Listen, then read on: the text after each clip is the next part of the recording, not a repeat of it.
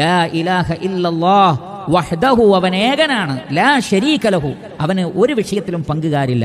ലഹുൽ മുൽക്കു, പ്രപഞ്ചത്തിന്റെ ആധിപത്യം, ഉടമസ്ഥത, അധികാരം അല്ലാഹുവിനാകുന്നു. വലഹുൽ ഹംദു, സർവസ്തുതികളും അല്ലാഹുവിനാകുന്നു.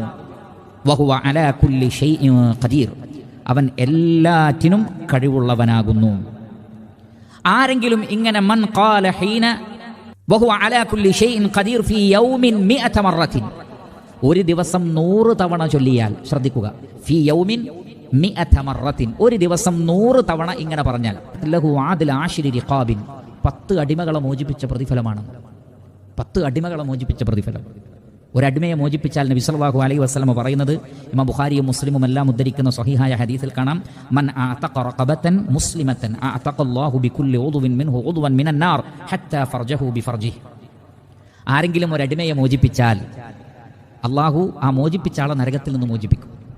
അള്ളാഹുവിന്റെ റസൂൽ പറയാണ് ഹത്താ ഫർജഹു ബിഫർജിഹി എന്ന്. ആ അടിമയുടെ ലൈംഗികാവയവം വരെ ഒരു അടിമയെ മോചിപ്പിക്കുമ്പോൾ അതിന് തുല്യമായി അള്ളാഹു ഈ വ്യക്തിയെയും മോചിപ്പിക്കും എന്ന് പറഞ്ഞാൽ മൊത്തം ശരീരത്തിന്റെ ഒരു പാർട്ട് പോലും നരകത്തിൽ പ്രവേശിപ്പിക്കപ്പെടൂല.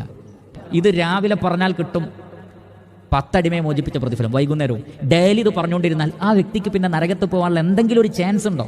വകുതിബത് ലഹു മിഅതു ഹസന, 100 നന്മകൾ രേഖപ്പെടുത്തപ്പെടും, 100 പുണ്യങ്ങൾ. ഒരു പുണ്യം ഇലാ അശ്രി അംസാലിഹ ഇലാ 700 ളഅഫിൻ ഇലാ ളഅഫിൻ കസീറ. ഈ ഓരോ പുണ്യവും അള്ളാഹു ഉദ്ദേശിക്കുന്നവർക്ക് 10ഉം 700 വരെ ഇരട്ടി പ്രതിഫലം അധികം ഉണ്ടാവും ഇൻഷാ അല്ലാഹ്.